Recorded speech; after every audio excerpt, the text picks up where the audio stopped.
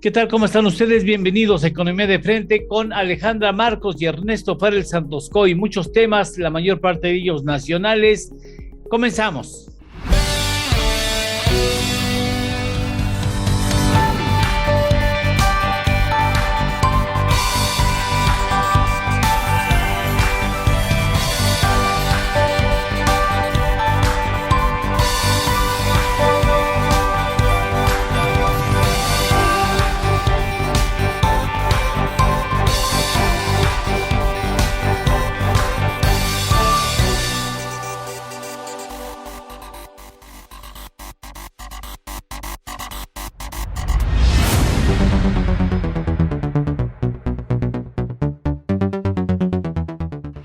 Bueno, en esta ocasión los temas nacionales rebasan a los internacionales, una cantidad importante de elementos. Muchas gracias, Alejandra, como siempre, en esta tu casa. Gracias, Ernesto Fael Santoscoy. No sé si quieran empezar por lo más calientito, es el tipo de cambio, que es súper pesote, ¿verdad? Vaya que Sí. ¿Qué tal? Sí, la realidad es que ha sorprendido, yo creo que bajo un entorno bastante complejo local e internacional, que ha sido una de las monedas emergentes con el mejor comportamiento, pues prácticamente en lo que va del año. Y yo creería que esto posiblemente se explique a tanto cuestiones locales como internacionales. Y dentro de las cuestiones locales, que no se atribuyen precisamente a la actual administración, pero sí tenemos un flujo de remesas constante que alcanza cada mes máximos históricos. Entonces tenemos flujo de remesas que más o menos cada mes representan o ascienden a más de 4.600, 4.700 millones de dólares. La segunda son las exportaciones, que ante una economía americana que se mantiene con una demanda agregada bastante sólida, pues durante el mes de marzo alcanzaron máximos históricos. Y creo que dentro del entorno internacional sí vale la pena decir que lo que hemos experimentado es un diferencial de tasas de política monetaria en máximos históricos, más de 600 puntos base, que de una u otra manera hacen que a los especuladores y a los inversionistas les salga muy, muy caro irse largo dólares ante una tasa que les sale particularmente cara. Entonces, este diferencial de tasas sin duda juega a favor del tipo de cambio, considerando que, dada la baja penetración del crédito en México, pues uno de los principales canales de transmisión de política monetaria para México es justamente el tipo de cambio, y lo que ha hecho este aumento de tasas de interés de la mano con un tono mucho más agresivo por parte de Banco de México es justamente fortalecer el peso en niveles que no habíamos visto, déjame decirte, en esta misma semana desde marzo del 2020. Bueno, déjame decir, Ernesto, qué buena suerte ha tenido el gobierno. Hoy el dólar está más barato que como estaba cuando inició su mandato el presidente de la República. incluso el lunes lo llegamos a ver a 19.41. O sea,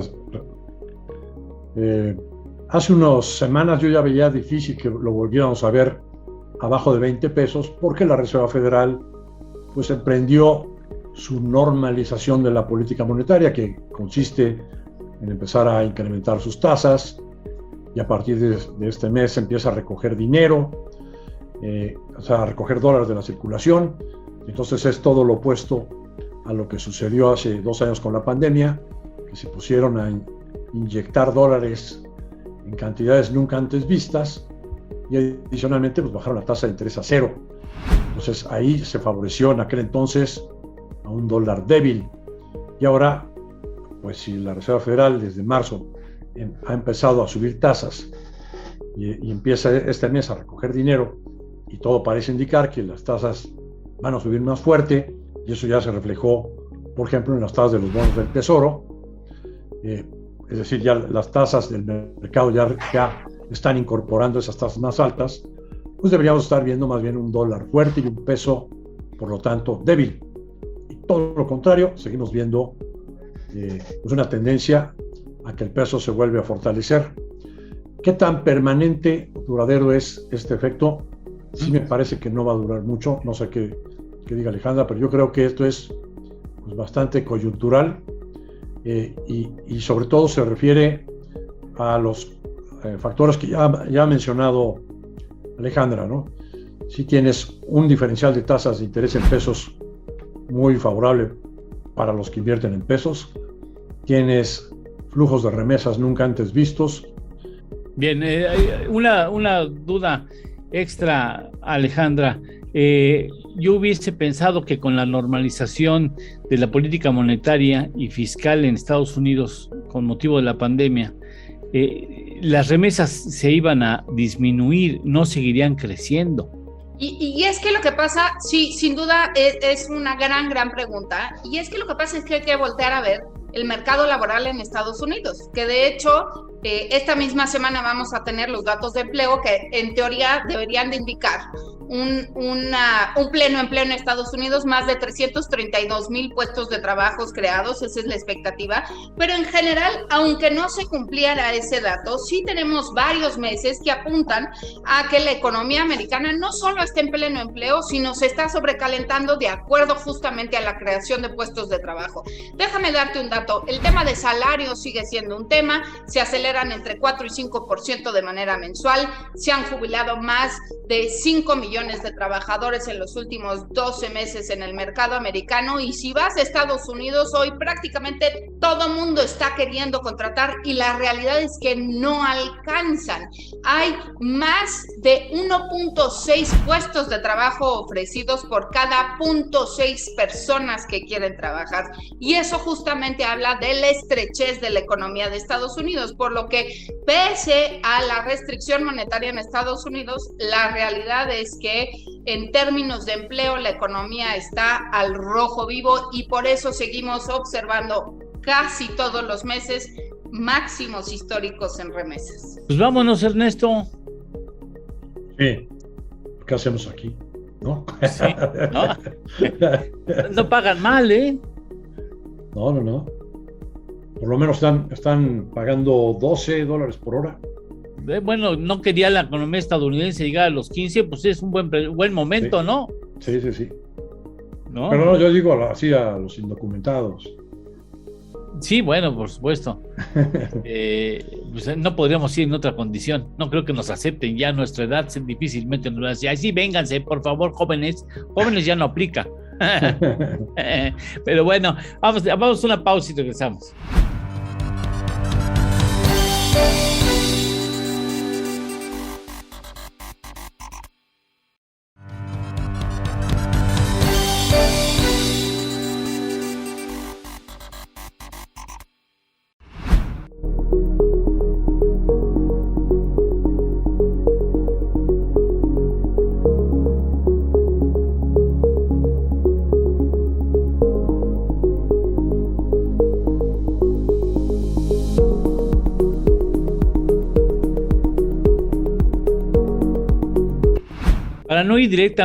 Para no ir directamente al asunto del Banco de México en el informe trimestral, valdría la pena que ustedes escuchar de ustedes sus puntos de vista con respecto a la oferta de Pemex a las empresas a las que les debe el intercambio de deuda por bonos a una tasa de 8.75, si no me recuerdo, Ernesto, ¿es correcto? Sí, 8.75. ¿Tú cómo lo ves, Ale? Tristísimo, la verdad es que no hay que dejar de pensar en toda la cadena productiva y el daño de una u otra manera que se ha hecho a este sector que representa una buena parte todavía de la economía y que al ser parte de esta cadena de suministros y que puedan dislocar justamente el pago a proveedores y sobre todo hablando de estos agentes financieros que justamente financiaban la producción de productos y servicios a Pemex, pues de entrada los dejan fuera de la jugada. Y entonces ahí sí hay un sector de la economía que se ve dañado. Pero por el otro lado, pues no hay ningún incentivo, ¿no? Si bien es cierto que el gobierno creo que implícitamente ha dejado muy claro a los inversionistas locales y extranjeros que no va a dejar quebrar a Pemex, me parece que el pago a proveedores con bonos, sin duda no es la mejor manera y justamente desincentiva los incentivos de trabajar con el mejor proveedor posible. Entonces, es un incentivo, en mi opinión, bastante perverso para un sector que todo lo que necesita en estos momentos es tener a los mejores competidores y a los mejores jugadores para apuntalar. Hoy en día que estamos a más de $115 el precio del barril, ¿no? Y donde justamente se debería de aprovechar esta circunstancia que no creo que dure para siempre. Ernesto, yo lo hubiera visto como que, bueno, por lo menos le echa ganas Pemex en ofrecer alguna alternativa a las empresas a las que les debe dinero y no les ha pagado. Pemex debe cerca de 300,000 millones de pesos a proveedores, y estamos hablando de aquellos proveedores a los que ya se les aceptó su factura. Entonces, ante esa cantidad tan importante, que le pega a toda la economía, si no hay dinero para pagar, bueno, pues qué bueno que siquiera se les pague con unos bonos. Son bonos a 10 años, al 2029, y salen a una tasa del 8.75. ¿Qué tan competitiva es esta tasa? Bueno, pues los bonos del gobierno mexicano a 10 años andan por ahí.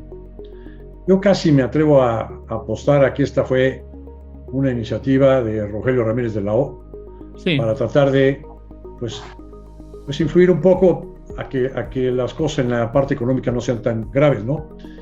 Vimos hace unos días los datos del crédito en la banca, ¿no? Al pasado mes de abril. ¿Qué estamos viendo ahí?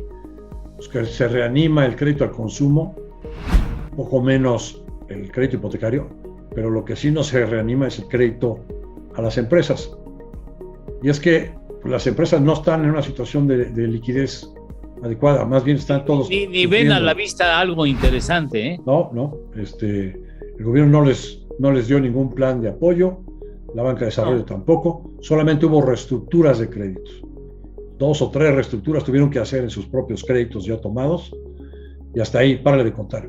Entonces están financiando con proveedores y pues luego tampoco le pagan bien al fisco, ¿no? O sea, se retrasan con pagos por todos lados. Y pues, digamos, aquí estamos viendo que sí, las empresas no están en una situación líquida. Entonces, que Pemex, con esta cartera vencida que tiene de unos bonos y que esos bonos se puedan vender en el mercado secundario, todavía no salen las reglas de cómo se van a poder vender, pero seguramente se podrán vender con cierto descuento. Sí. Bueno, pues eso aliviará la situación crítica de la caja de varias empresas, ¿no?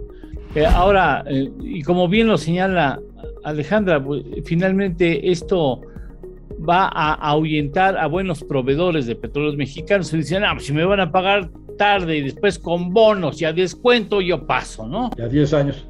Y a 10 años, bueno. No, bueno, le pueden vender Exacto. Después el papel a Ernesto Fales Santoscoy con un descuento. En las cotizaciones de los proyectos, pues le van a cargar de una vez ese descuento. Pues de una vez le cargan, pues sí, de una vez le cargan, pues para qué se hacen tontos. ¿No? ¿Tú crees que no se los cargaron ya, Alejandra? Por supuesto que ya se las cargaron, ¿no? Sí, ya se los cargó el pintor, si no los pagaron, pues sí. Sí, bueno, pues es algo que hay que ver de la empresa productiva del Estado. Bueno, ahorita está sujeto. Sí. Se hablan de cerca de $2,000 millones. O sea, 2,500 aproximadamente. Son como 40,000 millones de pesos, 60,000 millones de pesos, de los 270 o 300,000 millones que se deben. Y dijeron que probablemente pudieran entrar otros 5,000 millones. Bueno, lo curioso es que en 39 meses prácticamente la deuda creció 80%. Sí, no les han pagado nada. No, o sea, durísimo. Ese es quizás el riesgo de poner una empresa productiva del Estado en materia petrolera en manos de un agrónomo. Eso puede ser una de las razones, ¿no? Tengo un amigo que tenía una plataforma y se ganó otra y estaba que chillaba. O sea, en lugar de estar contento, ¡wow! Me saqué la lotería, ¿no? No, es que el Pemex no me paga y yo sí tengo que cumplir, ¿no? No, ese es un asunto. Y nadie me quiere prestar porque como es Pemex el que paga. Ese es un asunto de riesgo, bien lo decía Alejandra, ¿no? O sea, la gente va a decir, no, yo con Pemex, no, qué gusto hubiera participado, pero no, en este momento no se me antoja, ¿no, Ale? Sí, sin duda a mí me parece la intención de poder darle una salida positiva, pero sin duda no es la salida correcta, ¿no? Dañas sin duda las cadenas productivas y varios sectores de la economía que acaban siendo bien importantes. Claro. Entonces, sí, muy desafortunado en mi opinión la decisión. Yo pienso que es mejor hacer algo que no hacer nada. Claro, también. ¿No? Es cierto. Si te pones en los zapatos del dueño de una empresa que no ha cobrado en 3 años. Yo no sé cómo le hará. Pero ¿cuándo? Ya. No, pues sí, por supuesto. Bueno, vamos a una pausa. Después tendremos que ir al informe trimestral del Banco de México y regresamos.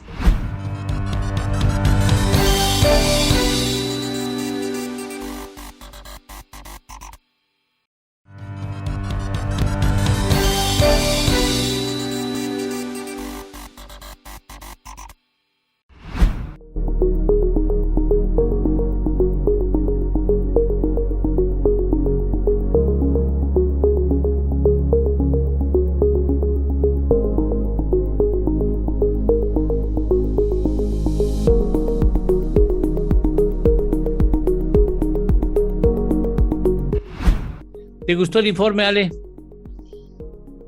Yo no sé si le pueda poner un adjetivo calificativo, pero sí rescato varias cuestiones relevantes que desprenden del mismo. Uno, no sorprende, revisión a la baja de las proyecciones económicas, tanto para este año y del que sigue. Y aún así, en mi opinión, en el rango medio, y de acuerdo a Banco de México, este año habremos de crecer 2.2, que a mí me parece muy difícil de conseguir, no por cuestiones locales, sino considerando una pronunciada desaceleración en la economía de Estados Unidos. 2.2, el rango es 1.6 a 2.8 este año. Si volteamos a ver también la encuesta de expectativas de Banco de México, de hecho se revisó ligeramente al alza de 1.72 a 1.8%, es así que el 2.2% pareciera bastante optimista por parte del Banco de México. Además revisa a la baja también 2023 a 2.4% en el rango medio, pero a mí me parece que lo rescatable es que señala nuevamente que los riesgos a la baja en el crecimiento son no mucho mayores, sino bastante puntuales, y a la inflación al alza también. Y con respecto a los riesgos de crecimiento económico a la baja, pues señalan cuestiones que no solo me parece que pudieran cristalizarse, sino que tienen buena parte de probabilidad de ocurrencia y que ya la estamos viendo. 1, desaceleración puntual en Estados Unidos.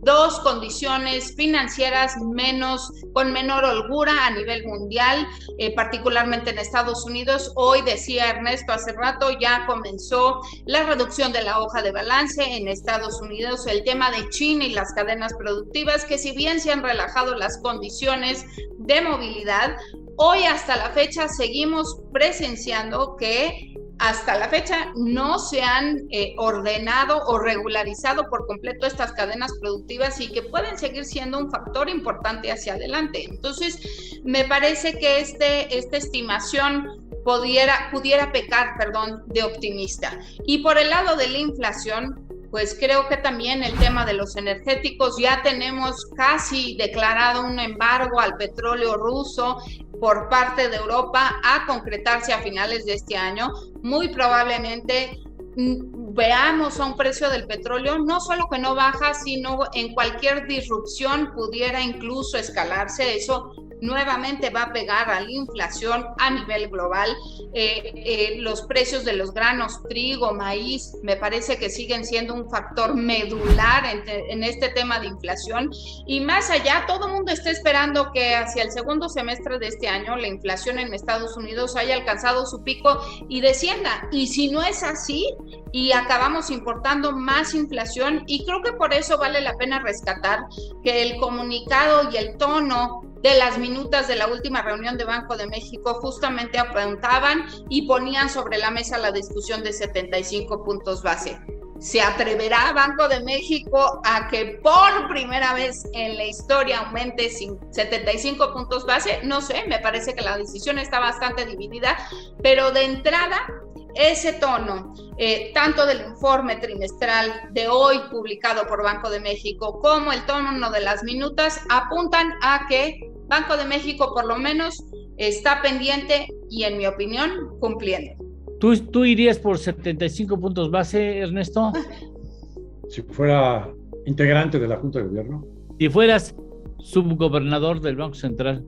Sería más divertido el Banco de México, pero bueno, independientemente de eso, ¿tú irías a una posición más extrema? Sí, yo bajaría la tasa a medio punto. Sí. Bueno, serías amigo del presidente. Serías amigo del presidente.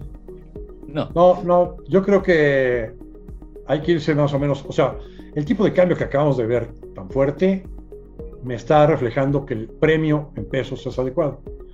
Y entonces, pues yo como integrante de la Junta de Gobierno me iría al mismo ritmo que la Reserva Federal. Pero la Reserva Federal va detrás de la curva. De ellos. Tú sí, por lo visto tú sí ibas, ¿verdad? Es dificilísimo, caray. Creo que a priori no hay una discusión que nos dé ese grado de certidumbre. Creo que atinadamente lo que ha hecho Banco de México es reforzar el tono de comunicación de restricción monetaria, y justamente lo estamos viendo con el tipo de cambio, y lo platicábamos hace rato.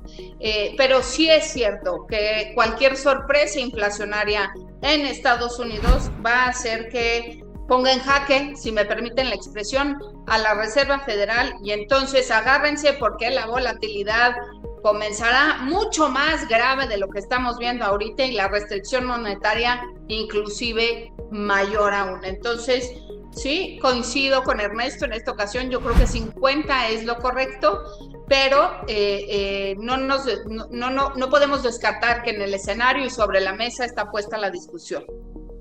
Las mujeres son más fuertes. Perdón, si tuve la oportunidad de, porque ya de lo que dijo del informe trimestral, ya que puedo agregar yo, pero sí les platico que tuve la oportunidad de leer la minuta de la última reunión de política monetaria de la Junta de Gobierno, en el que esas minutas no dicen quién dice las cosas, sino nada más dicen otro dijo, opina que y luego este otro, y así. ¿Y no hablan de otra? No dicen otra, porque ahí te darían un tip. Ahí te darían un tip. Son 3 mujeres y 2 hombres, sí. Sí.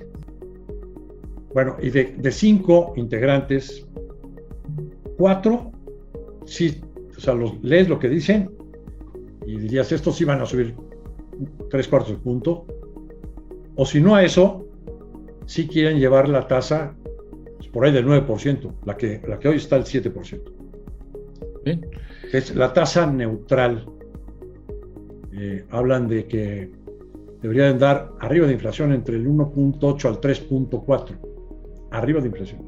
Bueno, lo que sí pudiéramos hacer es poner una trivia en caliente, y entonces decimos, diga usted qué subgobernador opina tal cosa o cual otra, ¿no? Y entonces nos hacemos millonarios, ya nos tenemos que ir. Así es que siempre, como siempre, un placer tenerte en esta tu casa. Ale, muchas gracias, ¿no? Muchas gracias, Eduardo. Un placer de verdad estar con ustedes. Gracias por la discusión. No hay que dejar, falta poco para la próxima reunión. Vamos a hacer esa trivia. Gracias, Ale. Gracias, Ernesto. Gracias por la invitación. Muchas gracias. Gracias, Ernesto. Adiós, Ale, Eduardo. Adiós, amigos. Gracias. Hasta la próxima semana, con mucho gusto. Gracias.